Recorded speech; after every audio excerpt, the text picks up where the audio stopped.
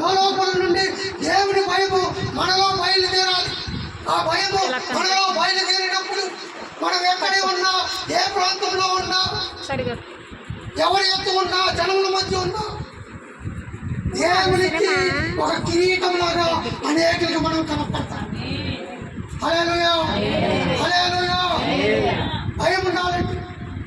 ఏమంటే ఏముండాలి? భయం ఉండాలి. భయం ఉంటే మీరేముంటుంది?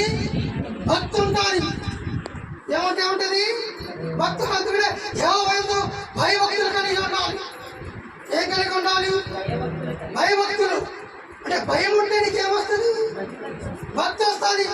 భయం లేనివాడికి నిజమైన భక్తి ఏంటో తెలియదు. భయం లేనివాడికి నిజమైన భక్తి మాట్లాడుతూ మాట జ్ఞాపకం మా తమ్ముడు గురించి. భయం అంటే ప్రతి విషయంలో క్రమశిక్షణ ఉంటుంది. నువ్వు ఏ విషయంలో వెళ్ళినా క్రమశిక్షణ ఉంటుంది. నువ్వు మాట్లాడే మాటలు, చూసే చూపులు, నడిచే నడకలు, ప్రతి విషయంలో ఒక మంచి ప్రవర్తన ఉంటుంది. అది ఎక్కడి నుంచి బయలుదేరుతుంది?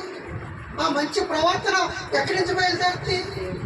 దేవుడి యందు భయం అంటే అంతరంగం నుంచి బయలుదేరుతుంది. ఎక్కడి నుంచి బయలుదేరుతుంది? ఇక్కడ బూజు ఉండి ఇక్కడ చూపిస్తే అది అవ్వదు. ఇక్కడ బూజు తులుపుకుంటే నీ ప్రవర్తన అనేకులకు కనపడుతుంది. కాబట్టి ప్రతిది కూడా దేనితో ముడిపడింది? భయంతో ముడిపడింది. ప్రతి దేనితో